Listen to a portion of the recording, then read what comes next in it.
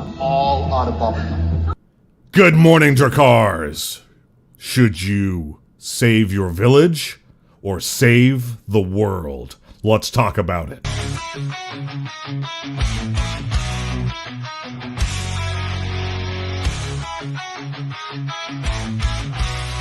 the white thunderstorms, we ride on the back of our truckers in a fearless fight. Sons of gold, hearts made of fire, conquering lands, fueling our desires, roaring engines and lightning in our eyes. United we stand, strength won't compromise. From the east to the west, we sail and we roll. We're the Bauer warriors, never feel alone. Landscapes of freedom, beneath open skies, the promised land where our spirits arise. We battle the storms, the tides of the sea.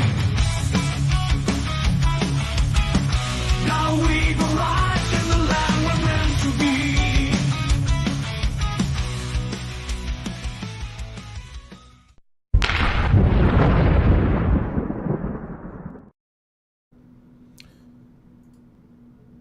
Good morning, Drakars. Welcome to the Dragonship. It is a beautiful, crisp autumn morning here in Las Vegas, and I am joined by my friends, my comrades, my brothers, my fellow Drakars. Good morning, R.P. Thor from sunny California. How are you, sir? You're muted. You're muted, sir. We always mute in the beginning, so I missed that part. But doing well, man. Drakars, what is our profession? YouTube. YouTube. Doing great this Saturday morning. Welcome all you Saturday morning cartoon watchers. Welcome to the Dragonship. Thank you for that, Thor. And Viking Paradigm, the second shiniest head on the Dragonship. How are you this morning, sir? Good. Hopefully you're well as well. I'm doing what I can. Yes, sir. Wraith Denethor, how are you, sir? Doing well. I see you're rocking the beanie again. Been a while. Is it finally cold enough? No, it's just bad hair day. What's left of it anyway? Yes, sir. And AJ, the shiniest head on the Dragonship. How are you, sir? They're tired. But I'm tired. We'll have a nap. Yeah. Book is out. Link. Yay! Solid. Fantastic. And the dating coach of the Dragonship, Huds. Good morning, coming from a fairy tale land far, far away. Oh yeah, I'm super pumped for later today. I got another Lego coming, so I'm gonna be busy tonight. Which one? I got one of the knockoff Temu friends apartments. I'm trying to test some things out and make some custom pieces out of it. Oh, 3D printing your own bricks? No, No. no, not that type of custom, but I'm trying to combine a bunch of different sets that are like almost at the same quality as Lego. Mm-hmm. It saves you so much money, and you can still get like some of the things it's like unnoticeable. Like that Ghostbusters thing that I sent you guys a picture of. Mm-hmm. That's actually not Lego. Mm. It's like same quality. It's sweet. Awesome. Yeah, I remember the Ghostbusters one coming out a while ago. I think it's discontinued now, so If you were to get the actual Lego one, it would cost you $1,000, and I got that one for $150. So Lego appreciates faster than gold. It's bizarre. That's something that I noticed. I have the Super Star Destroyer. It's worth over $1,000 now, and I bought it for $300. So Like a goddamn plastic crack. Well, today we're going to talk about something that I don't think we've ever really discussed before. And I've noticed there is a disturbing trend in the world today and on social media. I've been noticing a lot of people who are incredibly preoccupied with the conflicts and the problems of other nations and other people. I'm seeing this when it comes to Russia and Ukraine, Israel and Palestine. Heck, even if it's within your own nation, cities on the other side of the country that don't affect you at all.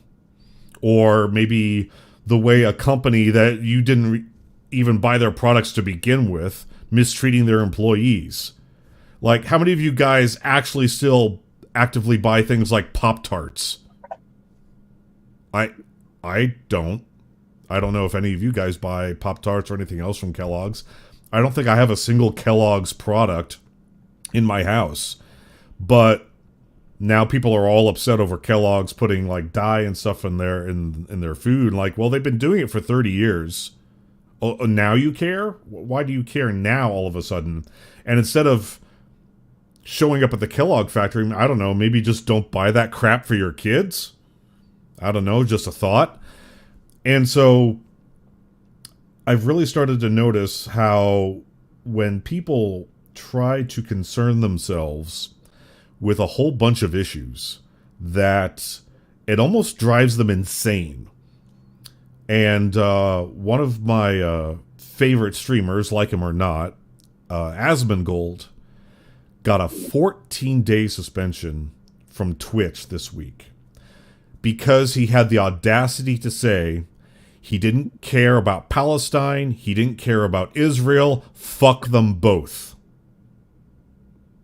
And he got a 14-day suspension for not caring about two nations on the other side of the planet blowing each other up. Now, it sucks that civilians and women and children are getting killed, and more than likely they didn't choose to enter that conflict. Their fathers did, their husbands did, their government did, and they had no say in it, and they're getting blown up. But from our point of view here, I mean, can we really do anything about it? And should we even spend time worrying about it? And I'm going to start today with a clip here.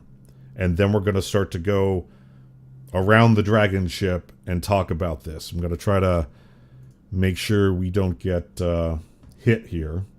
So this is from a film called Bruce Almighty.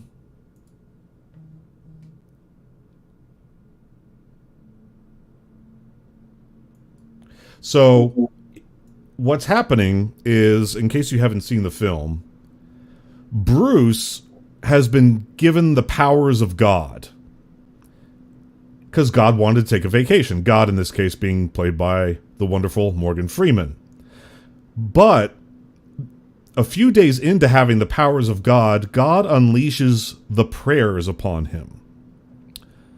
And in this clip, he says, "What were all those voices that I heard?" He says, "Those were prayers." He's like, "That was a lot." And he's like, that's just Buffalo City, New York, between this street and this street. So it was only a couple hundred voices. And as time goes on, he starts to hear more and more prayers to the point that they drive him mad. And so he tries to consolidate the prayers into a printed format, and then he tries to consolidate them into a post-it note format. And then eventually he consolidates them into emails. And his first download, he gets 1.5 million prayers, and then he answers a few, and then he refreshes his inbox only to find he has 3 million prayers. And in order to address this, as you can see there, in order to address this and knock them all out, he decides he doesn't have time to answer 3 million prayers, so he tells it to answer yes to every prayer he ever gets. And calamity ensues. Because if you have two people, say one's a Raiders fan and one's a Giants fan, and each of them pray for their team to win, and he answers yes to both, you're going to have a paradox on your hands. But I brought this up to make a point. And that is, when he was given the voices of all those prayers were being fed to him who still had a human brain, a human mind, limited by physics, limited by the number of neuron connections in his brain. His mind was not the mind of God. Therefore, hearing all those prayers was starting to drive him literally insane, and he couldn't make them go quiet. And so that right there is an example of, if we try to care about too much, if we try to care about a couple hundred people, a couple thousand people, 10,000 people, 1 million people, eventually our psyche, our flawed human psyche, reaches a point to where we can't handle anymore. And to think about all these other people all over the world actually drives us mad. And it throws our anxiety through the roof, and we become depressed and anxious and irritable. So, we're going to go around the horn here. What do you guys think of my observation? Thor. Come back to me, because I'm actually answering a piece of it I want to thoroughly. So come back to me. All right, Viking, we know you can talk for 15 minutes. You're up. So this is something I've been pointing out for a long time, because it's something I learned from MLD about, like, you only have so much mental bandwidth as a human being every day, right? So this is one of the things that one of the generals in his bilanguage mastery course broke down quite excellently for me. Like, hey, you might have the ability to take on a lot, right? As humans, 40% rule, we can take on more than we know we can handle typically. But the thing is, there is an upper limit to even that. Mentally, all the problems that people take in, they get inundated. Like Bruce Almighty, that's a very good example. Thank you for putting that in there, because that shows what happens when you try to listen to too many opinions. You get the same thing if you're getting too much advice. So what's happening is that people are being blasted, right? I'm the guy with the fire hose for a mouth, as you just made light of. But the thing is, even I have to learn and understand that not everybody can take all that information at once. Same way as that when I'm trying to learn something, I'm actually quite happy when I get inundated with information, because it shows that I've reached my mental bandwidth, which is hard for me to typically reach, because I was trained to expand that and not be a fucking pussy mentally. Because this is one of the things that I see, and I'll land the plane on this, is that a lot of guys have strengthened themselves physically in this space, but far less of them have actually strengthened themselves mentally. So would you say that all human beings have an upper limit, but then if you break it down further, some human beings have a higher limit than others, maybe 10% higher or 10% lower? Yes, and you can also train that limit up. I say to guys all the time, it's the same thing as lifting weights applies to your mind as well. If you don't use it, you lose it. Very well said. Huds, what do you think about this? What do you think about caring about thousands or millions of people at a time? Right. So I mean, I don't think there's anything wrong with having compassion towards it. Like, I think that everything that's going on out there in the Middle East is terrible, but it isn't our problem.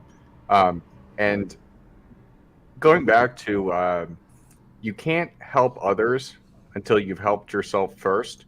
And like the airplane example, like, make sure to secure your mask before helping anybody else.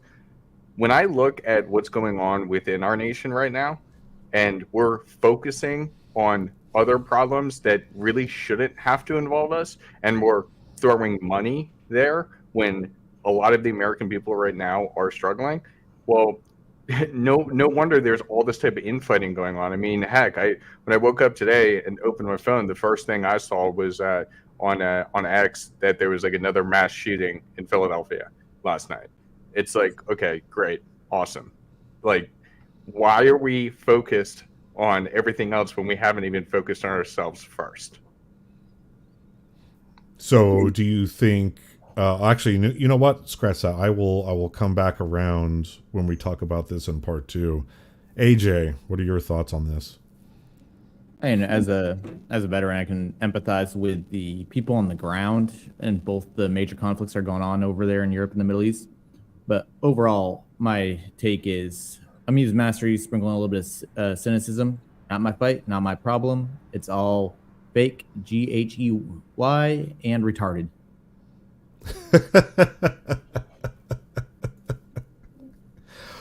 Well,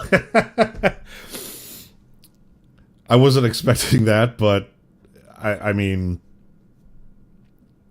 yeah,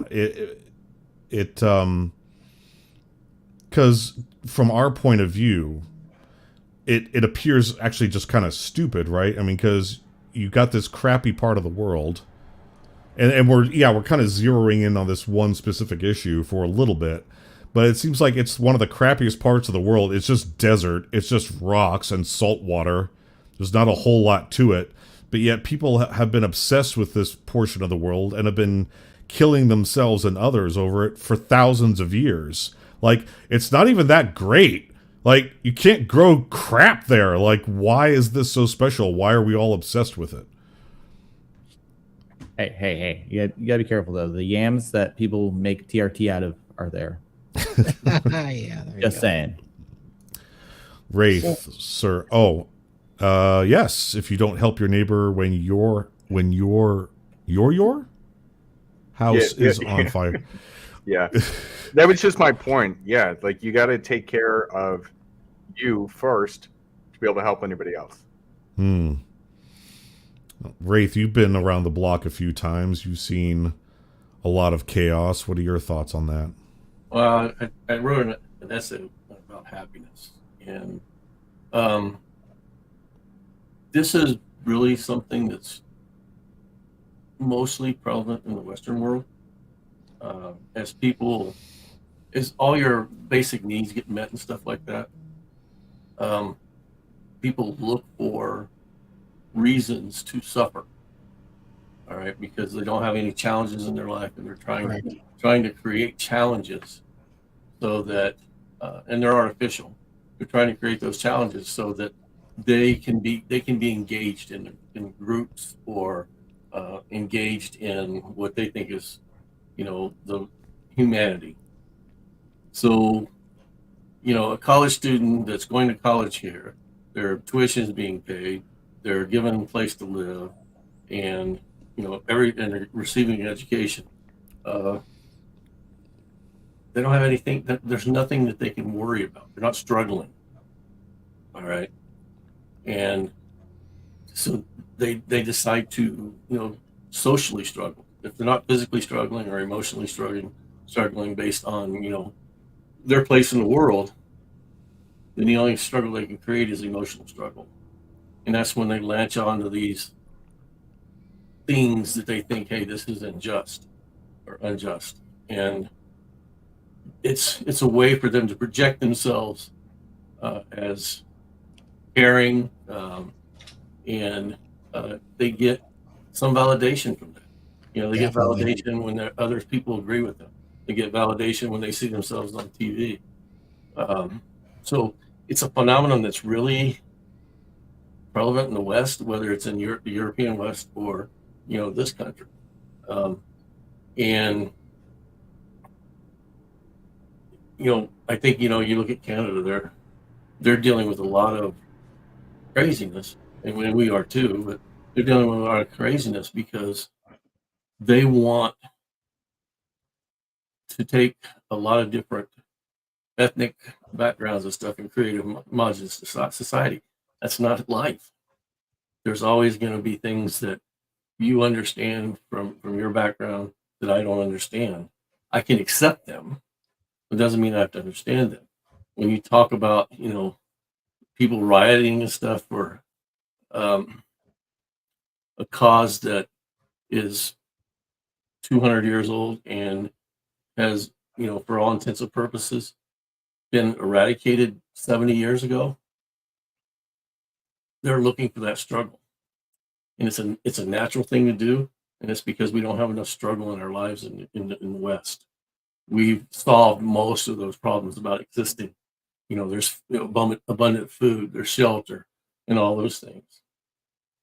And when we start taking on what's going on in the Middle East, and bringing that violence here because we identify with, their struggle, that tells me people don't have any struggles in their life.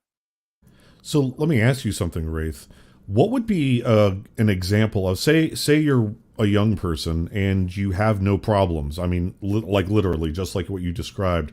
What is a productive struggle that someone looking to keep themselves from falling into this trap that they can manufacture for themselves and have it be a productive struggle that they can focus on? I mean, there's all kinds of altruistic things you can do. I mean, you can feed the poor. It's not like we have a lack of homeless in this country. But see, those are to these young people, those are insurmountable problems because even the homeless guy has more than the guy living in squalor in Africa. So, And that doesn't always bring public validation. right, and there's no public validation for going out and giving someone a breakfast. Wraith is right on the money. He has a really good example. It's actually what I wrote down. We can use examples right now that every one of our viewers and you guys can see. If you take a look at our space, the red pill space, we get excited about male female intersexual dynamics, discovering the true nature, and we want to share it. And generally we do online. It's exciting. There's a social aspect of sharing it with our brothers and taking care of our brothers. I mean, in the military, you don't necessarily always fight for your country, but you fight next to your brother and you're going to save him. And it seems there's a natural progression here towards indignity, insult, and that emotional high in order to get validation. And you'll watch a lot of influencers and people that go down this road. They start out saying stuff and doing well publicly on these social media platforms. And the next thing you know, they're doing quite indignant things and saying, there are men. Instead of actually using evidence, they start saying there are men, there are women that do this, this, and this. The next step is there are men and there are women that do this, this, and this, and say this, this, and this. It's indignant and it is dangerous. And then they start to say it is dangerous because of this. It is dangerous because of that. Then they assign morals. And the very next step, and you can see this with a lot of the Christian broadcasts, the very next step is to say, instead of, these individuals, it is these people are damaging and dangerous to society in whole. And you can watch this with what happened mid-century, last century, because the very next progression was with society's danger like that, it needs to be eliminated. And you're watching a big struggle with freedom of speech. And there are really good people that get out there, assign morals to the red pill. And the next thing you know, they are damaging society. And you can't almost see anybody that talks about dating or intersexual relationships without saying one side is dangerous, becoming indignant, and then saying something must be done. Well, what is that something? These are huge dangers to watch out for because these people cannot self-validate. It's exactly like Wraith said. They're looking outside themselves to get some sort of validation that I care about society. Now, I didn't go down the political road of the Middle East, but you can see a lot of similarities there, So my take on it is this is kind of a natural progression of thinking and socializing that people escalate these things in order to be right and feel validated that they're doing something for the greater good, even if it's not. Now, something go ahead, sir. I was going to add on to that is that because it comes down to that mental bandwidth limitation. It's kind of like the old internet meme. You pick your struggle, or as the old saying goes, pick your poison. There are genuine struggles in the world, like the relationship things and things like that. But what do people do? They don't want to do the work to fix the problems. They want to just do something that's easy that will still get them that mental validation, like Thor was just illustrating, and so was Wraith, is that people need that acknowledgement, that social interaction. And they crave that dopamine hit, as they say. People talk about that a lot, but it's literally just the attention economy that women get involved in. And once again, what do we see? A lot of men are starting to adopt the female mindset. And so many people are just looking for attention and not putting in the work. They don't realize that, you have genuine problems you can solve, like how to become a multimillionaire, right? Instead of going like, oh, damn those millionaires, everybody's shaking their fist at the clouds about all the millionaires that are screwing them over. And it's just like, Who, where, how? You know, the system might be rigged, but is there a way through it? They're not asking the right questions. And I hear a lot of guys in like, say, what you would call the tradcon spaces, asking those sort of questions that Thor talked about. They're using Socratic method and the last things that's seemingly innocent, like, is the red pill doing more harm than good? Yeah, they like to point their finger. And it's not just them.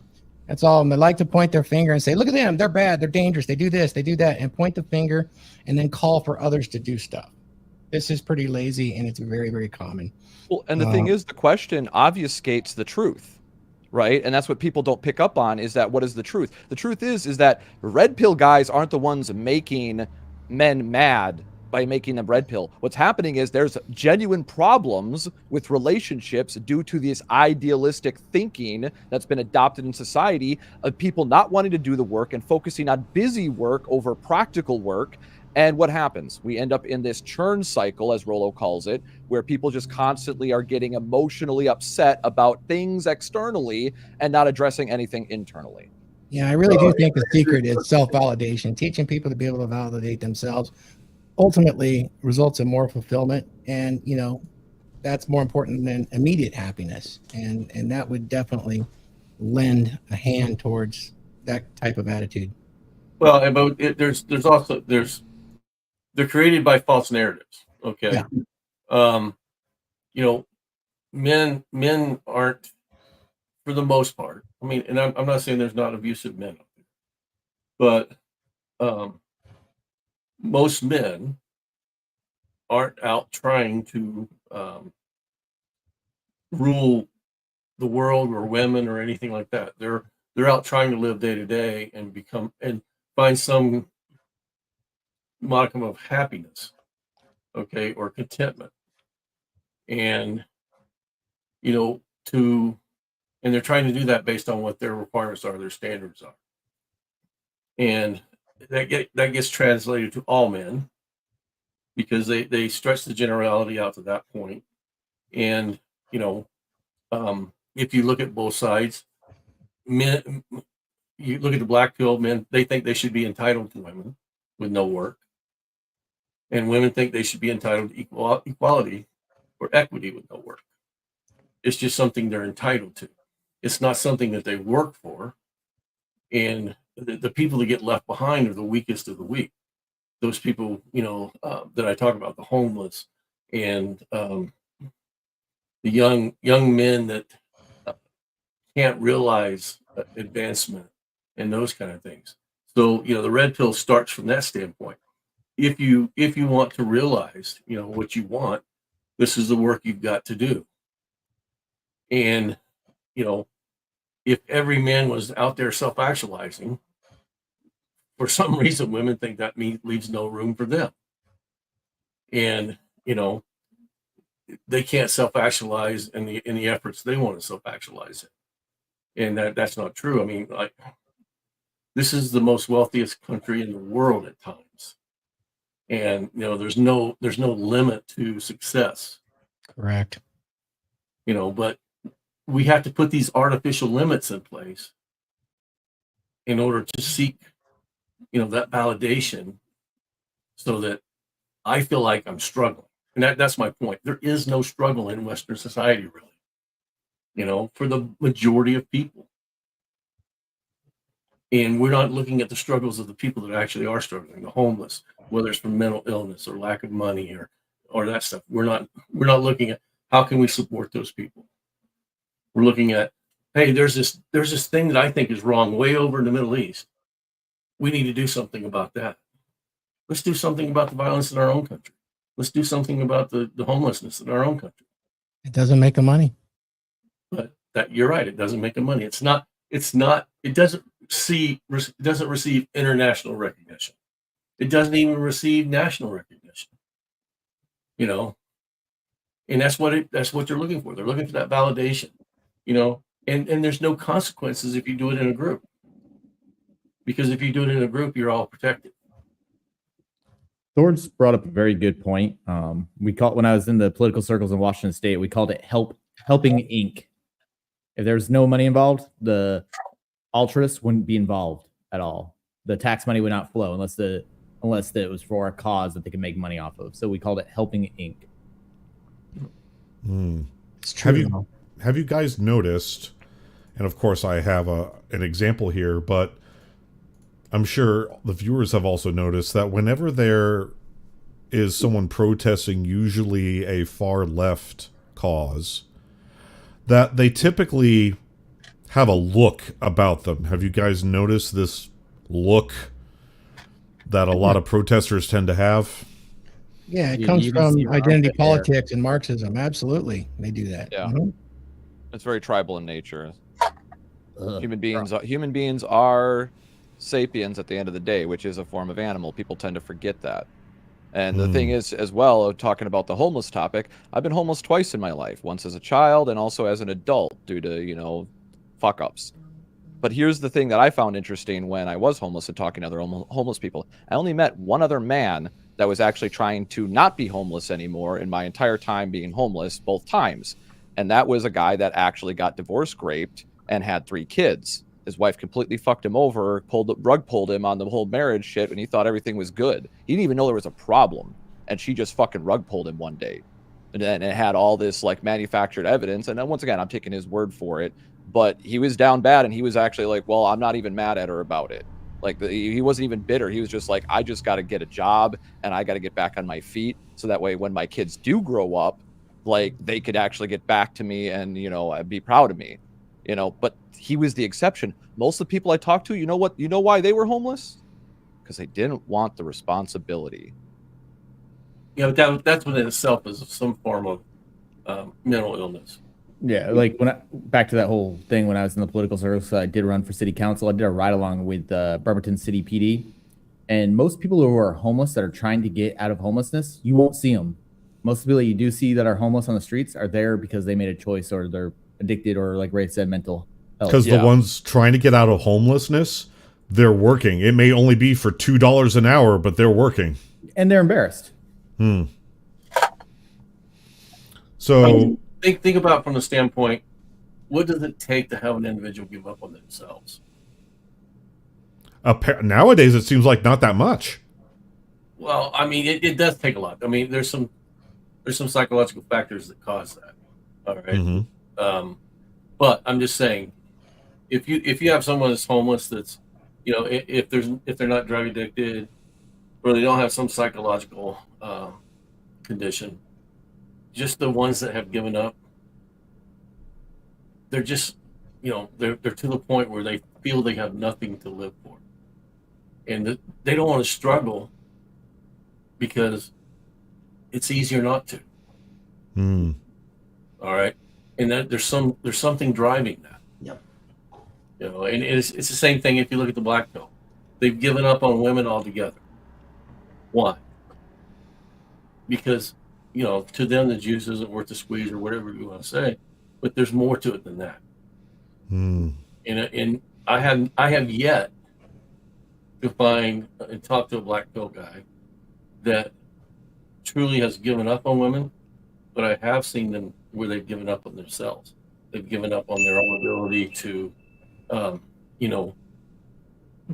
function in life outside of maybe one scope, like work.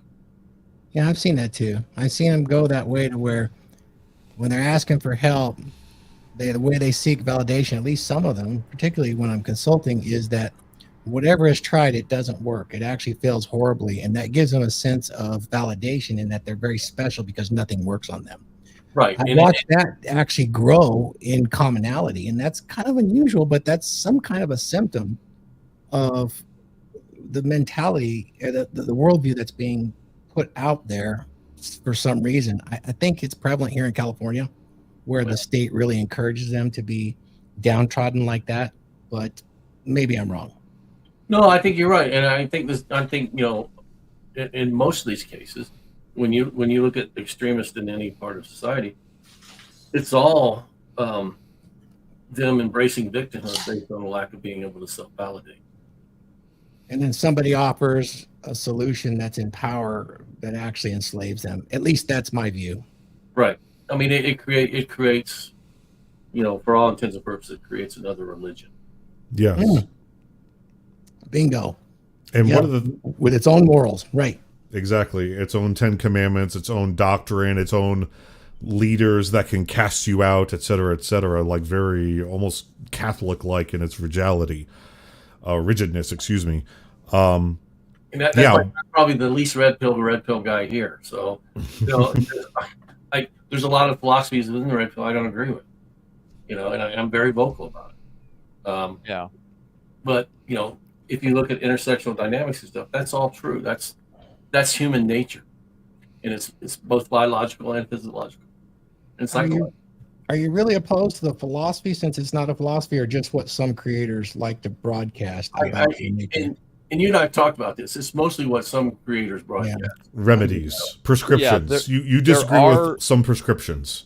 Yeah, it's not uniform. See, that's another thing. People kind of want to do that tribal thing where they think everybody's wearing the same uniform with the same ideas, and it's not a hive mind like that. It's a culmination of many ideas, and those ideas are fighting for supremacy. That's the thing. Ideas do fight with each other, and it's mainly about the prescriptions, right? When we talk about the praxeology philosophy part of the red pill, that's just scientific observation and assessment, Right.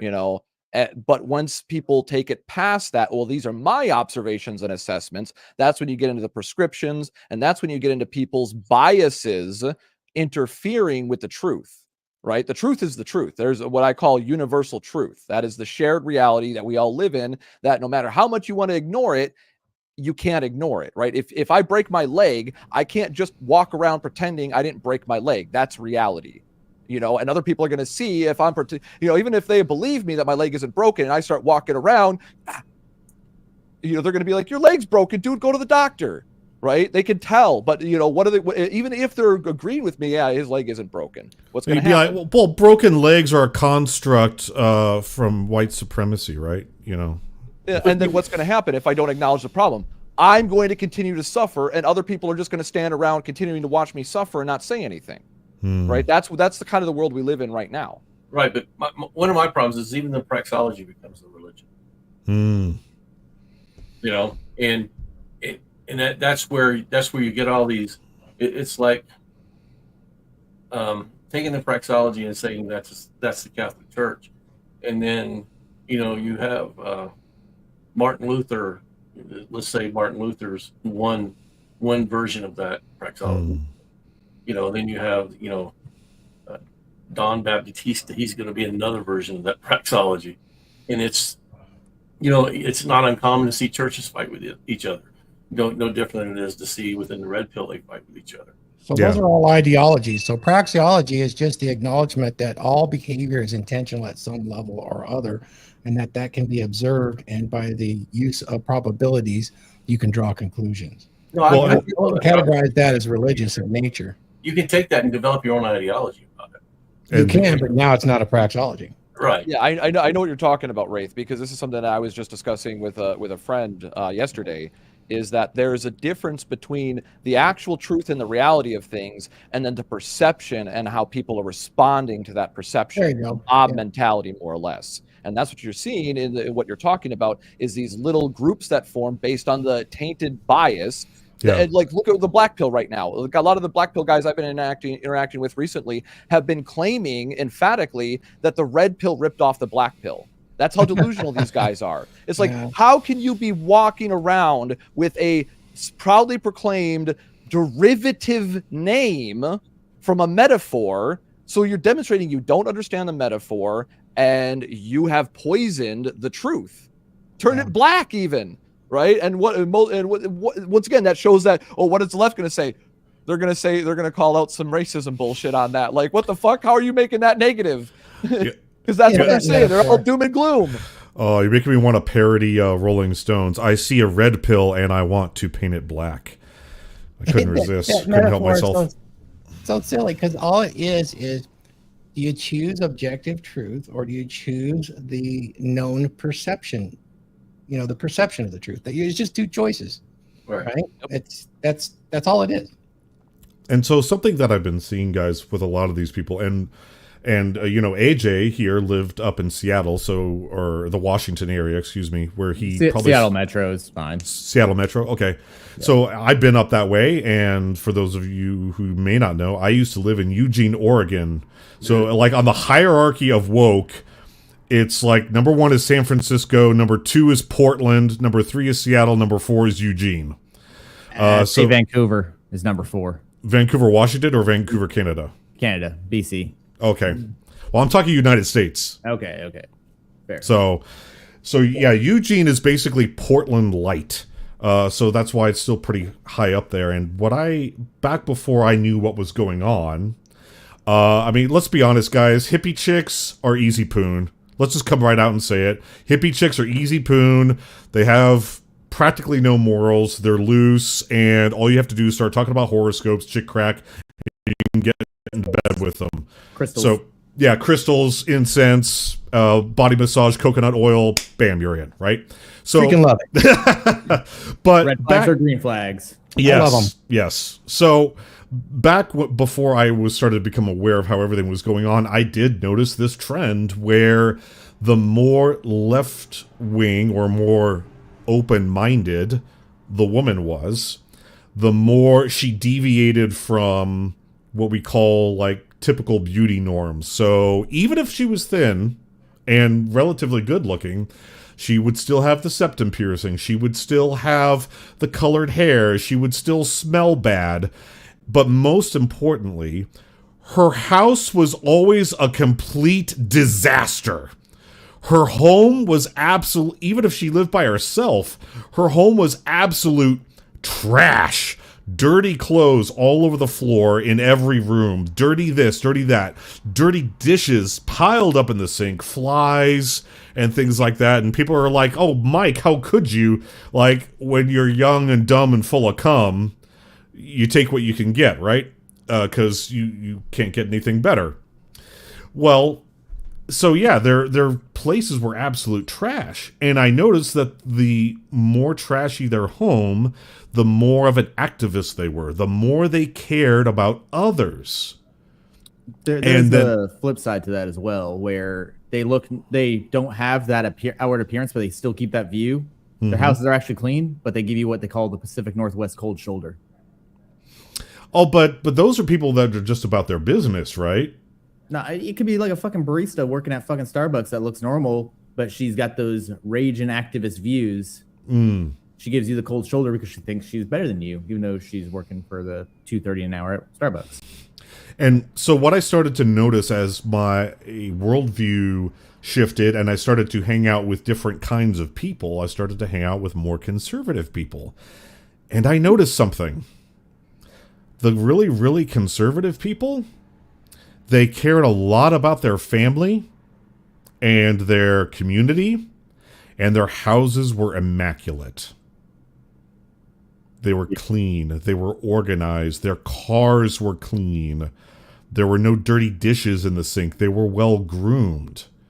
And I started to notice this, and we're going to go around that in a second here. So politically, I like that. I like what you just said about the conservatives and the liberals. But from a perspective of having been in politics in California, is that's accurate. But I would never associate because they're so similar when you actually know it's almost identical with just a few different words. They use a lot of sign language. AJ and I lean libertarian for a very good reason, because having open conversation is really important, and that is missing today in this guardianship of the village. Is open, real conversation is not allowed on any side. And this is something that I noticed here in a book. Now, I like Jordan Peterson, sue me. I would not go to Jordan Peterson, guys, for anyone listening here in the audience today. I would not go to Jordan Peterson for relationship advice.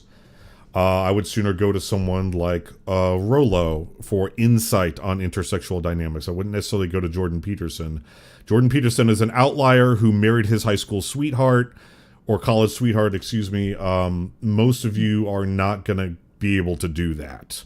So don't go to Jordan for that. However, he's got some good shit.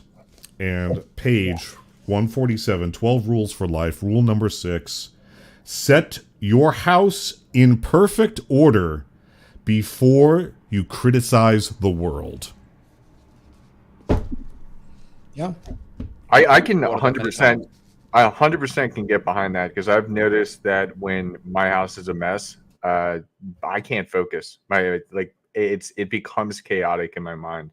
When I would have everything like super clean and in order, like everything else just works fine. It's the weirdest phenomenon, and that's why back when I was still dating like super frequently during lockdowns, and I was having girls come over like literally all the time, that was the very first thing I did. I would get home from work, I would clean the house, I would organize everything, and then have them over. And I mean, my success rate with women skyrocketed, because not only am I proud of what I'm bringing them into, but it helps subconsciously organize everything in my brain, and it's not something that I would be thinking about. It's like that one episode we did about having a nice man pad, and I brought up the Kevin Samuels video. He's like, bitch, you need a vacuum cleaner. Scrub your asshole. Well, I think... Ryan goes over that in Frame. Do what? Ryan even goes over the same thing in Frame. Exactly. Wash your asshole a couple times, actually. Twice. And then do it again, even when you think it's done. Guys, I think there's an incredible... let's see, whose book is it that talks about this? I think it was Thor's book that talks about this, where it's a portion of it's a factor of the dominant masculine presence, about looking after like your kingdom, even if it's small, even if your kingdom is a shit apartment in New York and your only roommate is a rat. Yep. Correct. And there goes Viking showing off his kingdom. It's a great one. I like it. I like it a lot. So here's what we're going to do, guys. We do have a super chat, and we want to acknowledge that. But first, of course, a little housekeeping. So we got Thor's book coming out here. AJ, show your book off. AJ just dropped his book. Yay. Good. And so guys, we are dropping all of these books. We're all writing books, and they're all going to be released. And but of course, it all started with Thor. Have you ever felt like you're fading into the background? Like the world doesn't want you to stand out, to be strong, to be masculine? You're not imagining it. For decades, society has been reshaping the role of men, leaving many feeling lost and disconnected. It's time to change the narrative. In A Dominant Masculine Presence by R.P. Thor, discover the path to reclaim your strength, your confidence, and your identity as a man. This isn't about fitting into a stereotype. It's about embracing your natural traits and honing them into a powerful presence. Learn the 7 skills that every man needs to lead with authority, read body language, and control his emotions. RP Thor breaks it down with clear examples and practical advice to help you transform your life. It's time to stop apologizing for who you are. It's time to lead with pride and courage. A Dominant Masculine Presence gives you the tools to do just that. Get A Dominant Masculine Presence by RP Thor on Amazon or listen on Audible. Don't let society dictate who you should be. Claim your strength and redefine your future. Another great example there in that video. More protesters with dirty scalps and terrible clothes and wearing pussies on their heads.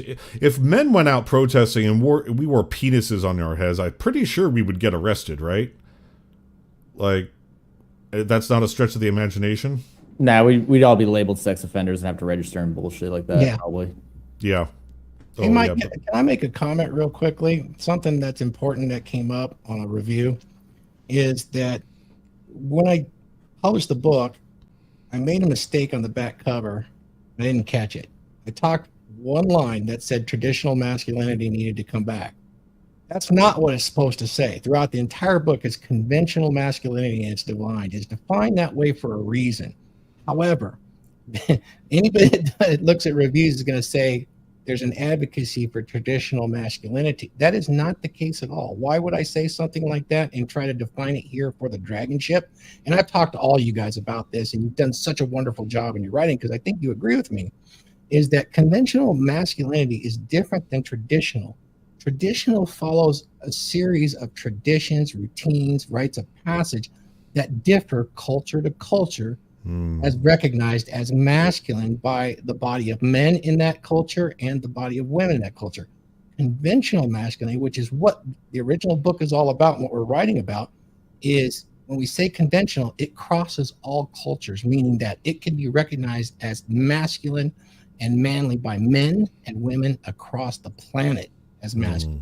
That's an important distinction. Somebody make a short clip out of this, because the conventional masculinity is where I think the real power is, because it crosses culture. Absolutely. Yeah, that's that universal truth that I talked about before. There's just like what Ryan Stone talked about in his book. The one key piece of advice that everybody across the manosphere or red pill, whatever label you want to use, brings light to, is getting in shape, being physically healthy. Why? So that way you're mentally healthy. This is what I'm going to be talking about in my book about physicality. Do you even lift, bro? Dost thou even hoist, brethren? Yeah. Shout out to the RAR squad. I do. R. So speaking of AJ's book, we have a super chat here, and AJ, because this is for you, I will bow out reading the super chat, and you will do it. Siege D with the $10 super chat. AJ's book came today. I Discorded DM'd a photo. Thanks for the book, AJ, as well as all the helpful advice and helping Glenn defend the red pill and masculinity on his after hours show. Thank you, Siege. Enjoy the book, my friend. $10. When are we getting Glenn back? I miss that guy. I'll talk to him. If he's on He's tonight, I'll usually talk working to him. on Saturdays these days. That's the thing. Yeah, I think he's doing a lot of production. shoots. He's got a huge audience overseas, so he's got a broadcast at night. He's actually, he's becoming successful, and I'm very supportive. And if he's got to leave us occasionally to be successful, you know what? He's one of our Drakars. He's our sergeant at arms. Go get it, Glenn. His We'll get him back. the audience is they're wild. Yeah.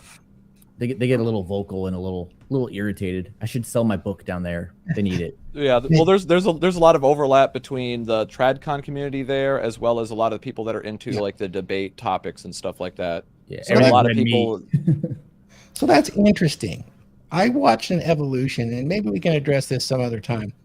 But I was doing some research this week, and I watched an evolution going backwards in time with all the panel shows. And I watched this evolution of a courteous commentary from, like, when I went on Fresh and Fit, there was nobody that ever overtalked each other, except some of the girls occasionally, and or Myron stopping it.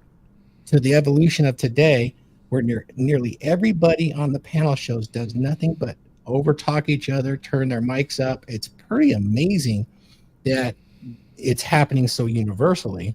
And the fact that the use of the word no has become kind of a colloquialism to start a conversation off, where people will say no and then start the conversation. No, that's not what's going on. No, today, Thor. Huds, you're wrong. It's just something I observed, and I went, wow.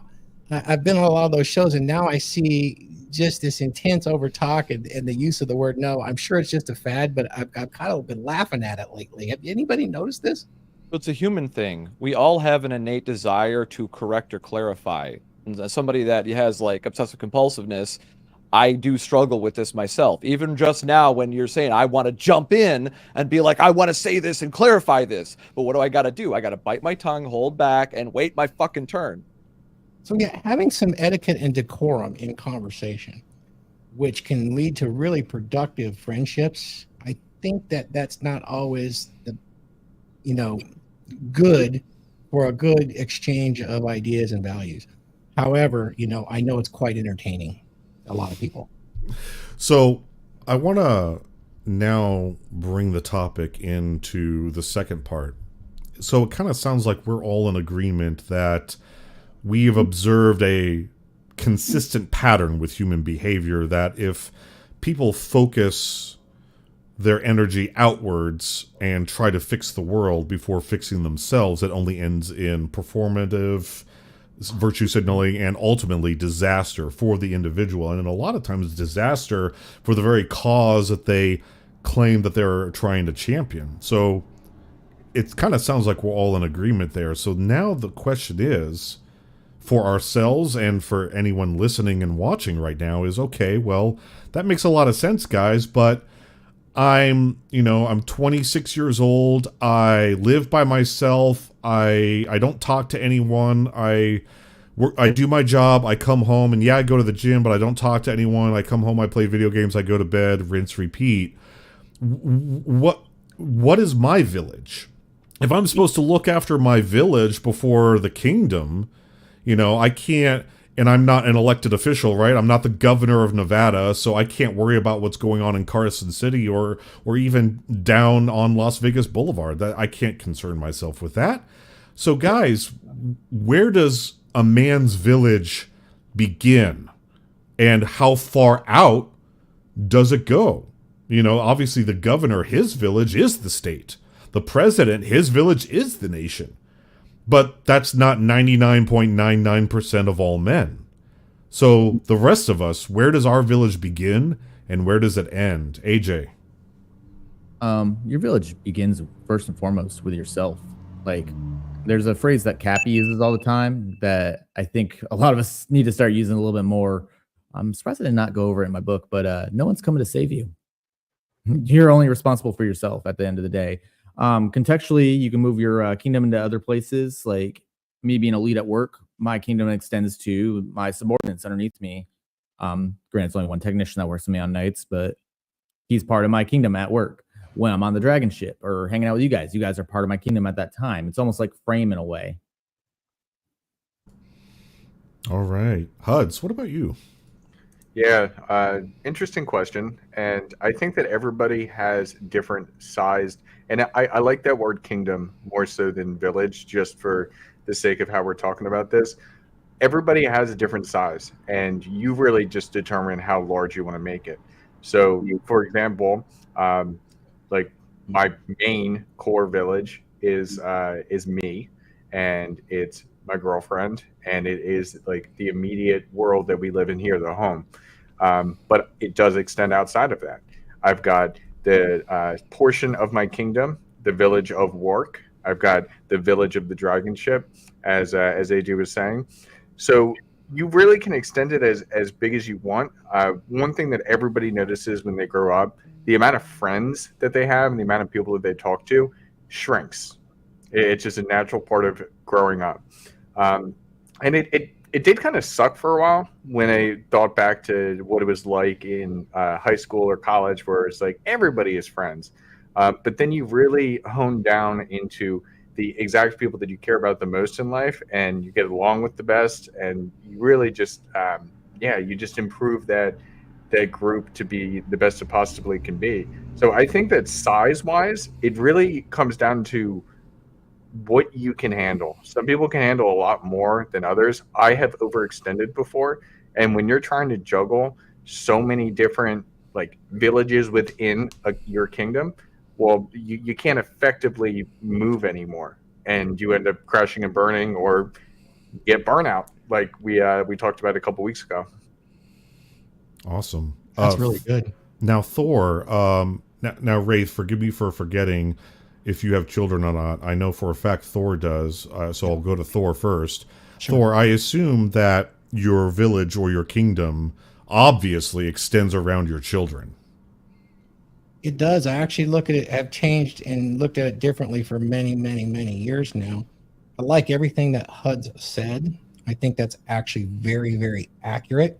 But as a transformative, inspirational leader for decades now in my profession and outside, my friend group has actually grown huge.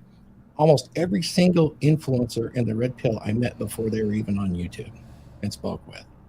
So the way I view it is that the motto here is a rising tide lifts all ships. as a god amongst men, I am that rising tide. So it extends quite far, actually, in my mind. Now, that doesn't take away the pragmatism of doing what I need to for my immediate family. Of course, 4 children, 13 grandchildren, and then I have my extended 9 brothers, which are my Drakars. So they need me, I'm there. So Thor, if you're living in California, there's a lot of bullshit happening up at the top that trickles down, and some of it affects you and some of it does not. You know, the gas prices affect you, the taxes affect you, whether or not they're going to take your children away from you because you refuse to transition, then that probably does not affect you. So it does, though. It does in the way I play the game here. Okay. As the gray man, I'm always working to educate other individuals, but doing it in such a way that they are better off for working with me or meeting me, even if they're diametrically opposed to me fundamentally on a philosophic level. It's really worthless for me to put my thoughts out there to create any sort of strife, but it's much better to plant seeds. It's amazing when you do that, people come back to you and say some amazing things that's very positive. So I affect it in that fashion. And we do the best we can locally. That's about the best you can do in a place like California. And it'll change, but it's going to take a long time. And there's going to be a lot of pain. So I'm focusing on you because you're in a very unique position, because you are a, shall we say, based gentleman living in California. So for all the other guys out there listening, do you actually go to the state capitol in Sacramento and protest? No, but I will work with my local townsfolk, and I have been involved in politics where they do send people to Sacramento, the Central Committee, all of those sort of things when they align with my libertarian values, and I will fund things that way because it's more effective for me to do it that way, and then have friends where I can exercise influence. That works pretty well, particularly in business and somewhat locally in politics. So yeah, that's how I would guard it. Yeah. So it sounds like you've been moving this way for quite a while. How effective would you say overt protest actually is, from what you've observed others doing? It's extremely effective for the left. Do you think it's not as effective for the right because the right are too busy working their job? Yeah, they chose not to do it. When they're conservative, they're conserving their energy and they're working on themselves sometimes. Sometimes they're not. Sometimes they're quite vocal, and yeah, it's a matter of numbers. We're outnumbered here tremendously. So to win the game in California, you have to kind of play the game and be the gray man, and it's possible. There's a lot of benefit to being here. That's why I'm not gone. Plus, there's special medical things that prevent me from leaving because I have access to those. So there's reasons. I have children that have left California, and for the better. And we'll see. We'll see what happens here. So do you have any advice for young men who feel like their system, whether it's nation or state or even city, feels so overwhelming that they feel like they can't do anything about it? Because maybe they don't have children, so maybe they do have a lot of free time in their hands and they want to help. Oh, that's a really, really good question. You need to draw within yourself and start to reduce, your mental activity into a couple of goals, and then focus on those goals, because you can absolutely overwhelm yourself if you get involved in politics or activism in any way. You're going to find yourself out in front of the store with, the petitions and all that stuff, and it's going to eat up all your time. You can do some of that, but you need to be disciplined. Know what works well for you, start to explore those areas. But really, the best thing you can do is to be the best you can be, earn good money, be good to people so that you're always leaving them better off. And you'd be quite surprised how effective that is in your community. Being an activist in some ways is just being adversarial and complaining. If you've never been to a town council, go and watch. Typically, it's the city attorney that's in charge. Most of them are quite leftist, and the people just stand up and bitch about, water rates and, trash on the street and ordinances and all that sort of stuff. Hey man, that's what I ran for city council on. Yep. But yeah, so, I can back Thor up on that. When I did run for city council so this is 2017, Bremerton District 1. So it's about a population, I think it was like 8,000 people in that district. City's got like 40,000. So from April to August, I literally slept 3 hours a day because if I wasn't at work, I was either phone calling, doorbelling, going to meetings, meeting up with people. It was literally nonstop for 6 months. Christ. And did that make you a better person? Probably made me a better public speaker at the time, and gave me a realization that literally the government's not here to help you. They don't give a fuck about you. Was it fulfilling at all? Yeah, because I learned a lot. Would you ever do it again? If I wasn't in my current like work structure, maybe. Because Okay. I don't work a normal work schedule because like this is my working weekend, so I worked last night, I work tonight, I work tomorrow night, and then I'm off Monday, Tuesday. Then I work Wednesday, Thursday, I'm off next weekend. So I don't have a schedule that I could go do say like city council would probably be the lowest I'd go again. So it's very hard to do like city council meetings because you have all these because not just being a city councilor when you're a city councilor, you sit on boards and stuff. So you might be sitting at a community development board, helping them approve permits or seeing what ordinances can be changed to allow permitting to become easier or harder. Yeah, it's a lot of work. Now, Wraith, forgive me for forgetting. I'm pretty sure you have children, correct? 6.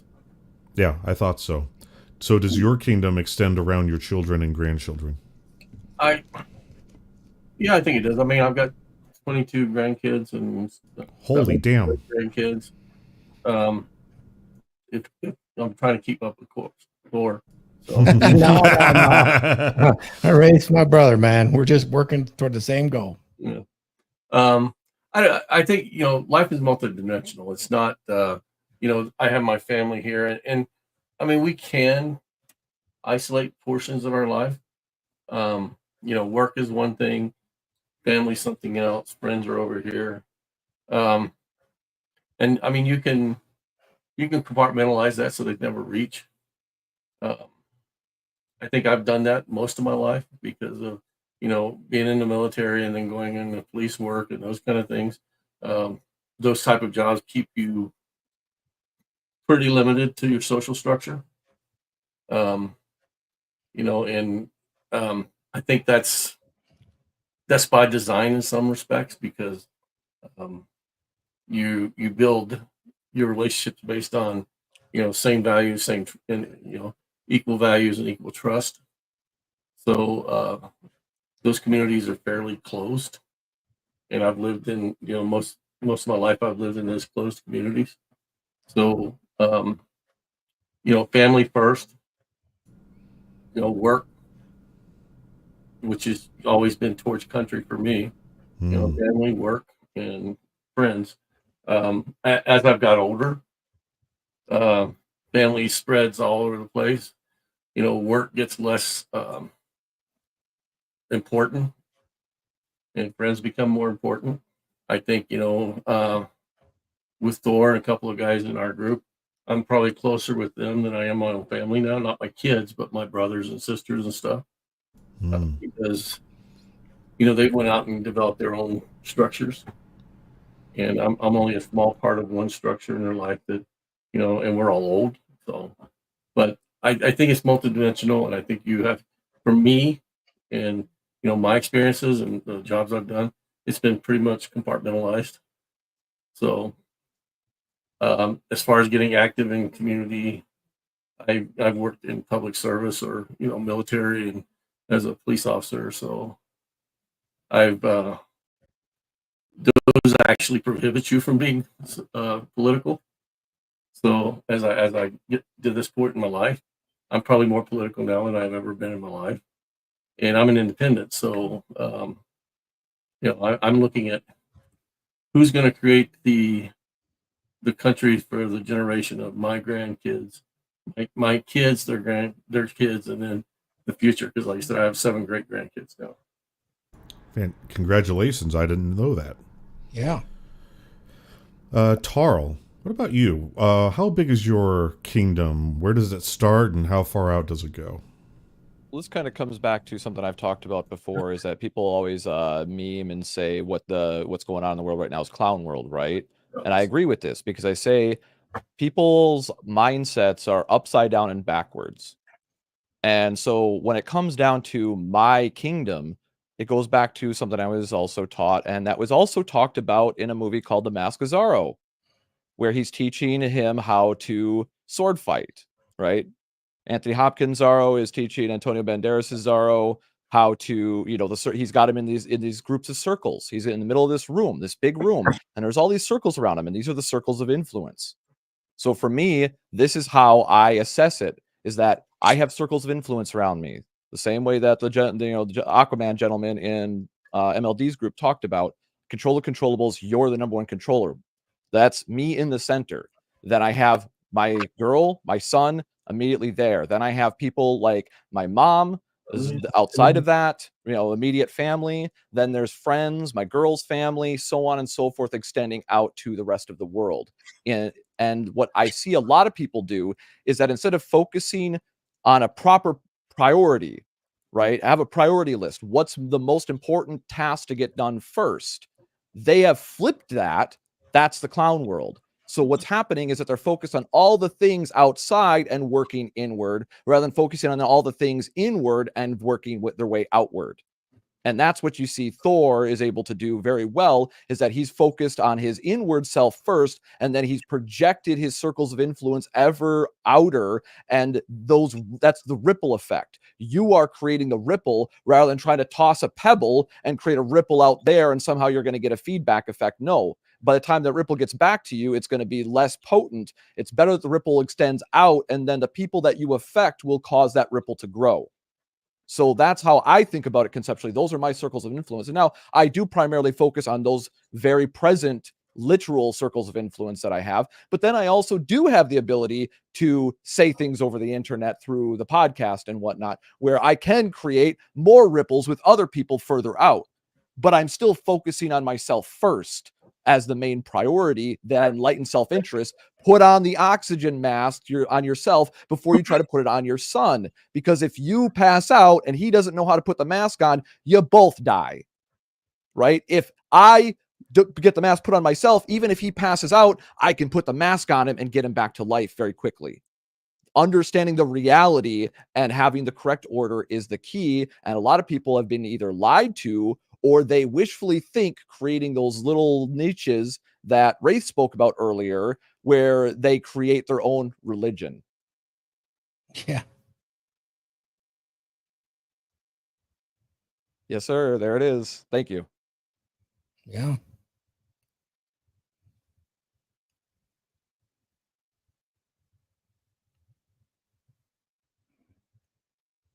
Yeah, I'd like to thank all the chat members. I love the interaction with the chat.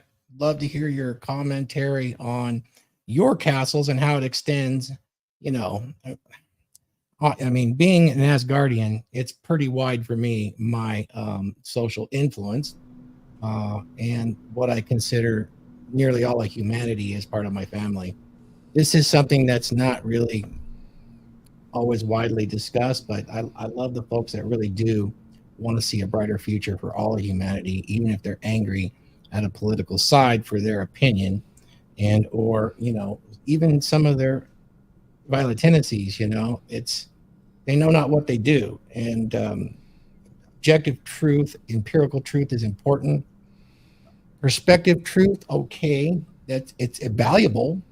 I mean, look at some of the writings of Nietzsche when it comes to himself and what he's trying to strive to become, and becoming the overman is really that brighter future, and trying to push that forward to his fellow man and thereby his village. That's the best guardianship I could think of, is basically you're living well. And that's the best example. You are demonstrating how it can be for others, and they're going to want to do it too. Which dovetails perfectly into what I think will be a nice little bow at the end of the show today, and that is for young men out there who might be asking, okay, this is all fine and dandy, guys, but what do I do? Where do I start? How do I've got all my stuff taken care of, but then I start doom scrolling on Twitter, and I want to stop doing that. Well, where do I start? And I'll go first, because I think I have one of the the smallest ones, circles around myself, and that is by design for now. It will get larger as my life progresses, but I'll go first. When it comes to things like social media, I'm on there for fun. As I often say at the end of the show, my Twitter or X is there so I can raw dog the internet. I don't give a shit. I could get perma-banned from X tomorrow and I wouldn't care. I would just find something better to do. But once everything else is done, if you're a young man and you're looking to start extending your circle a little bit so that you don't create problems that don't even exist, or focus on things that you can't do anything about. It's like, okay, you're a car mechanic, and you've got no wife, you've got no kids, you live by yourself. Worrying about Palestine isn't really gonna make you a better person.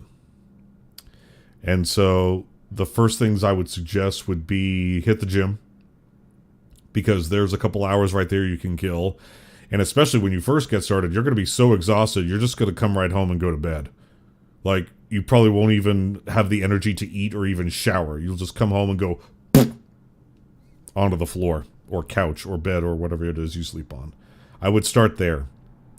And then I would start leveling up your career. So if you're a mechanic, well, maybe, yeah, you work on Hondas and Chevys and stuff like that. Well, maybe you want to be a Tesla mechanic. They get paid very well. Maybe you want to be a certified BMW or Mercedes mechanic. That has a high barrier of entry because they have certain expectations for their vehicles, but they make more money. Maybe you don't want to be a mechanic anymore. Maybe you want to branch off into something else. Start researching it. Start studying it. And then do something creative. Like, oh, I've done this, I've done that. Now what do? I still have more free time. Do something creative. Paint Warhammer 40K figurines. Build model ships. Build Lego. Lego's kind of fast though. You're done with a Lego set in like one afternoon. But yeah, Warhammer 40K, that's a great one. Especially if you take your time. It could take you a week to paint one soldier if you do it properly and really take your time and give a damn about it. Yeah, it gets insane. And start adding to it from there. And then I would say, if you're still looking for shit to do, then definitely start reading. Absolutely start reading. Read nonfiction, especially history. Read about the great men of the past. Yes, of course I'm going to say Marcus Aurelius. I'm also going to say Thomas Jefferson, Benjamin Franklin, Julius Caesar, Napoleon Bonaparte, Genghis Khan. Whether they're good or bad, that's up for, the people directly affected by them to decide. Fun fact, did you know Vlad the Impaler is considered a hero in Romania? He's not the villain. He's a hero. All those people he put on stakes, foreign enemies. Yep. Fun little fact I learned earlier today, watching an interview with a Romanian historian for Halloween, and they were talking about Dracula. Dracula is actually a hero in Romania. He's not the villain. So think about that whenever you're reading about like Genghis Khan or Attila the Hun. So that's what I would do. That's where I would start. And I'm sure these fine gentlemen have some opinions on that as well. Tarl, what should a young man who's looking to not get too distracted in the anxieties of the world start doing? Well, I think that Antonio Banderas is getting talked to by the other gentleman's Zaro said it best. Till I tell you there's nothing outside this circle. Oh, but the bad guys, my revenge. No, nothing. Till I tell you otherwise, there's nothing outside this circle. And you need to be that voice in your own head as a man. Because my power isn't that strong. My influence doesn't extend that far where like you can answer to me. Don't get it twisted. This is metaphorical. But the point is, you have to be your own compass. Take in the truth. Be honest with yourself. Stop letting your bias interfere. Focus on the validity of methodology and the actual results that you get. And you start with that first circle. Get your own life in order. Your room, your hygiene, your physical health, your eating habits, your media consumption habits, all those little things. You need to micromanage it. Your budgeting and your career. And then you have what I would call a kingdom, because everybody starts out in like we'll use a video game analogy. Everybody starts out kind of small. We'll use a video game Viking analogy. So everybody starts out as basically like a human, right? And then you got a naked dude cabin with a stick. Yeah, you got a stick, maybe an axe, and you got a trapper cabin. You're out there hunting animals and cooking food, and you got your bed and all that stuff. But then, you might upgrade to being a farmer. You might upgrade to getting a village and having a wife and all that stuff, and then actually forming a kingdom based on that. Like, that's the general formation of society. We started out as more or less isolated individuals that ended up grouping up for safety and survival, and these family groups grew so big that they became tribes, and the tribes became villages, right? So understand how the natural progression of humanity works. It starts with you as an individual building yourself, understanding how reality actually works, so that way you can actually find food, proper food, be healthy, and be successful as an individual. Then you can get a mate. Once you're successful as an individual, then the opposite sex will be more interested in you, rather than going like, "Ew, gross, this fucking dirty ass trapper out in the woods. When was the last time he bathed?" Right? You're that guy that actually got a house, took a bath, groomed his beard, and now you're able to, get some interest because, oh shit, he's actually peacocking. Like, he actually cares about himself. This is somebody that I could start a village with, rather than maybe he's just going to keep me out in the woods and fuck me all the time, and we're never going to have a real family. That's what a lot of girls are scared of, right? They don't want to live in the woods. They don't want to just be they like being the fuck toy when it comes to making the family, but the thing is they don't want to be the fuck toy forever. That's the problem, and most women don't even realize this, because once again, what does society do? I use the broken leg analogy, but that applies directly to obesity in the United States right now, and in the West in general. Is that's the broken leg. Everybody's pretending isn't a broken leg, is a real health issue, and everybody's fine. No, you're good. We're ignoring it. It's just going to go away. And then people are like dropping dead from this and suffering long lives. Like, we've extended the lifespan of these people through medical technology, but we haven't reduced their suffering. And the suffering could be reduced by solving the real problem, going back to the circle at the center. Control the controllables. You are the number one controllable. And if you don't understand the proper circle of influence and have a real priority list and a proper framework for your life, you need to make one. If you don't know how to make one, if you don't know how to make a life plan to understand your circle of influence, get with Wraith. Fantastic. Huds, what are your thoughts on where a young man looking to maybe solve some problems but not worry about things 10,000 miles away, where they should start? Sure. I actually think the best place to start is doing some introspection. A lot of times we just move through life.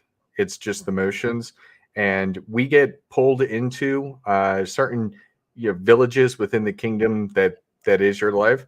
We get pulled into certain villages that may not be best suited for us. We may have some friends in our circle that are not best suited for us, but we don't really do anything about it. And that's what leads us to just sit around and complain. So when you actually take a hard look, and I encourage everybody to do it, just like think about maybe different groups you're a part of or different people you're connected with. Is it a mutually beneficial relationship, or is it one-sided a little bit? Or does this person just bring headaches into your life? Or is this group not fulfilling to what you want in your future and how you see your life going?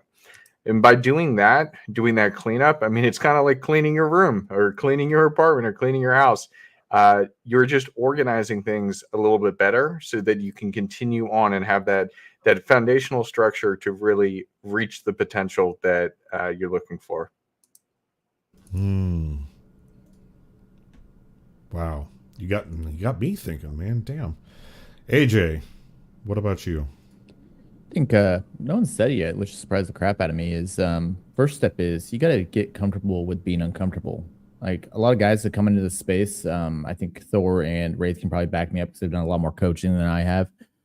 They come from a place of codependent, and they're not comfortable being by themselves. And sometimes you have to get to that point where it's almost the exact opposite of codependence, counterdependence, to get that reset going, and then deciding where you want to go. It's like Ryan Stone says right in the beginning of Frame, what do you want? A lot of guys have never asked that of themselves. So you have to get comfortable with being uncomfortable, be by yourself.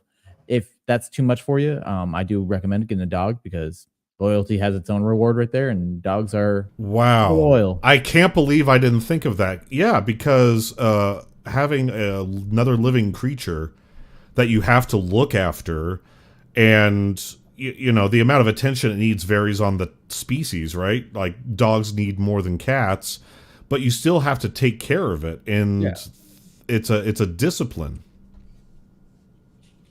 Yeah, so that's why I say, like, if being by yourself is too much for you, but you do have the discipline to take care of an animal, as you can see, Coda's walking around me right now.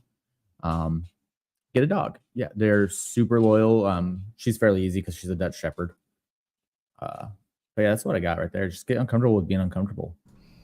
No one's coming to save you. I can't believe I didn't think about like you could even start with a plant. Like if you're afraid you're going to kill something, start with a plant.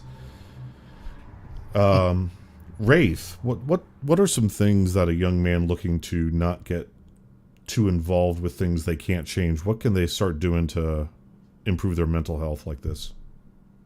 You're muted, sir. I think Carl kind of, echoes some of the things I've said over the, last 2 years we've been doing this. If you're looking outside for validation, you don't have Frame. And I'm going to plug a book here. This is the book that I've written for Thor's series, and it's about Frame. It's not a prescription, it's a toolbox on how you can start, looking into yourself and finding, what you want in life. Because you can't bring anyone into your life, and you can't lead anyone through life if you don't know what you want.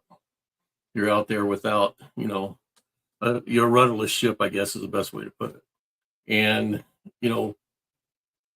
it starts with you and it ends with you, and in the sense that you're going to be the one that are bringing people in and out of your life. You're going to be the one making choices about your life, and you have to know why you're doing that and from what perspective you're doing that. I have a second book out called Manhood 101, and it walks you through, after you understand your frame, it walks you through finding your purpose and those kind of things. And it's not a prescription either. It's a toolbox. I don't give prescriptions. I give you tools. If you use the tools, that's fine. If you don't use the tools, that's fine.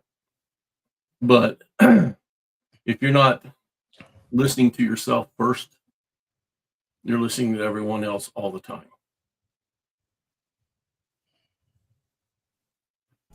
Thor, what do you have to say on this?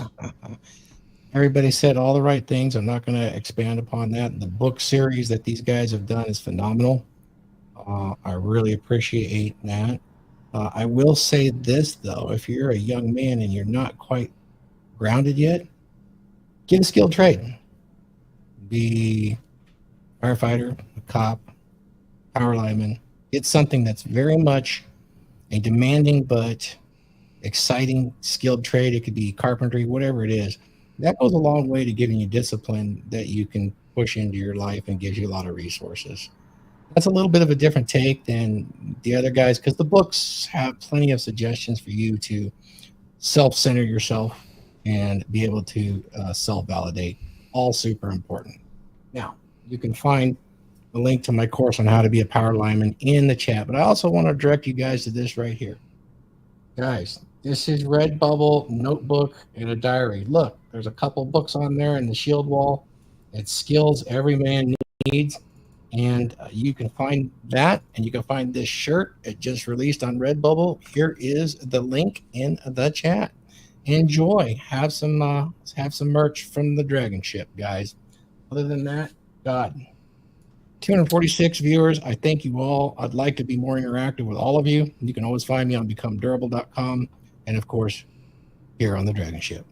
Thank you so much, Mike, for hosting today. What an excellent job. You're very much a good captain of the Dragonship. Thank you. Well, thank you. And actually, I thought of a little story that I think is a little bit relatable, and it had some unintended outcomes.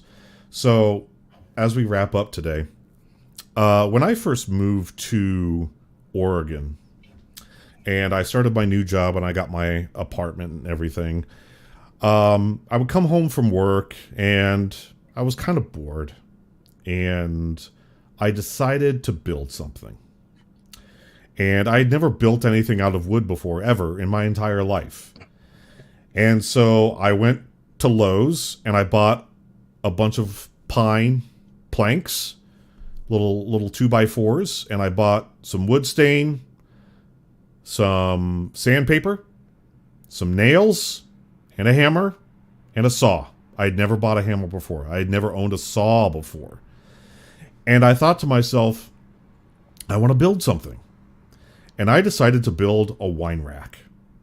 And I looked at some pictures of some wine racks on like Etsy and Pinterest and stuff like that. And I was like, that one looks pretty simple. I think I'll do that. And so I did. And I didn't have a workshop because I was in an apartment. I didn't have a garage or anything like that. So what I did was I put up some plastic on the door border between my kitchen and my living room. And I put plastic on the floor. And for 4 weeks, I didn't take this plastic down as I worked on my wine rack. And I cut everything by hand. So like if there was a slit where the wine glass was going to go, a little 1/2 inch wide slit, I actually cut it by hand with a saw. And I used scraps of wood to do ornamentation. And then I sanded everything. The sanding created huge blisters. Like my hands were sore and red and started to actually bleed after a couple of days. And I just kept making it smoother and smoother and smoother. And then I would use a wet cloth and I wiped the wood down and everything. And then I stained it. And I did 6 coats for every single piece of wood. And I laid them down there on the floor. And so that's why this took 4 weeks. Because, you know, I didn't want to get wood stain on the kitchen floor or the kitchen counter or anything like that. And so then finally I got to assemble it. And I used all the little nails and I lined all the pieces up where I wanted them to go. And then I put the hooks on the back, the little D-rings and everything. And I got my stud finder out. I put the nails in the walls. And I hung that wine rack on the wall. And not only was it satisfying to, you know, actually take the bottles, put them on the wine rack, take the wine glasses, turn them over and hang them the way they're supposed to be hung and everything. There was an unintended consequence from all this work that came out of a desire to eliminate boredom. And that's that this wine rack was a panty dropper. I don't know what it is, but gals would come over to my house and I would serve them some wine, and they would say, "That's a really great wine rack. Where did you get that?" I made it. Sploosh. Guys, I didn't think that was going to happen. I did not build that wine rack to get chicks. But it ended up being a side effect, a byproduct of it. All the time, man. Women Maybe it are a was the byproduct go-get of doing real work. You did real work to do that, and you did an exceptional job. Obviously, I'd like to see a picture of it. Actually, Yeah. But that's a skill, and I agree with what Thor said. You know, sorry to interrupt, but having real tangible skills and capabilities as a man not only gives you more confidence, but women will notice, as long as you're not like just being a braggart about it. Once again, you don't brag about it. Women ask because they're like, "Oh shit, that's awesome," you know, and they're interested in the wine because, you know, a lot of women like to drink, you know, it is what it is. But the point is, it opens that gate, and you didn't even know you did something. This is what they call game, gentlemen. But the thing is most guys won't do the effort to do anything actually cool. You could have just made a rack and said, "I'll just do whatever," right? And just made a shitty one. But you even said you decorated it. Can I say something about that?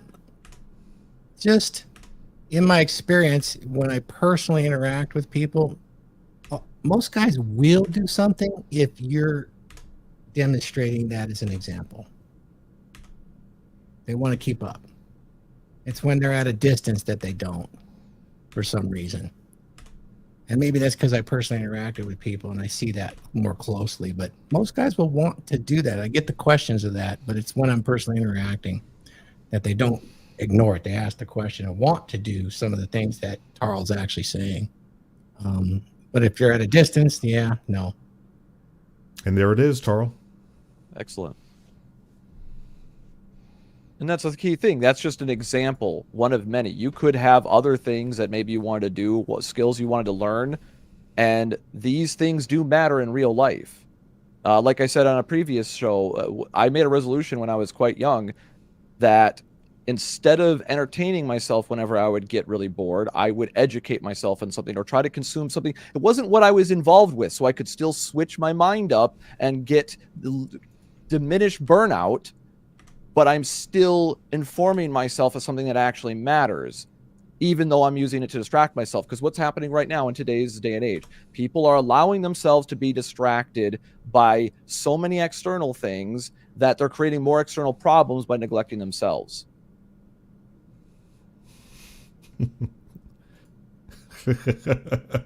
Thank you, Julian. Wood, pun definitely not intended. So, guys, I guess if all else fails, build a wine rack, or I would say build something. Build yourself. Build yourself into something better. Build a bookshelf. A build a frame. table works pretty good. Yeah, if you are say need a piece of furniture as an exercise, like Mike did, maybe learn how to build it instead of going like, oh, how do I buy that on Amazon? You know, it's like I can't necessarily show this right now, but for instance, there's like a sliding tray that I have for my keyboard that I got a desk without a keyboard tray, but I got clamps and I got a cutting board, a very nice cutting board, and I drilled holes in it and I attached that for my slider. So I have a perfectly stable, perfectly like matching all the aesthetics and everything, nice little slider here. It'll be in the pics on the website when I do the studio photo shoot and all that. And that's just a mild example. It's just one piece of wood. I didn't have to cut it or anything. I just had to drill 4 holes and screw it into place and then clamp it on. But once again, I needed that. And I did some research, figured out how to build exactly what I needed with the least effort and least money required, rather than buying like some other crazy apparatus or a different desk that wasn't what I wanted and would have to sacrifice strength. I made a choice and did that project as part of this, one of many that was done in here. There's multiple projects that I could list, but that's a good example. Like Thor even said, even if you already have a good career and you don't need to shift careers, make yourself build something. That's a perfect example, Mike.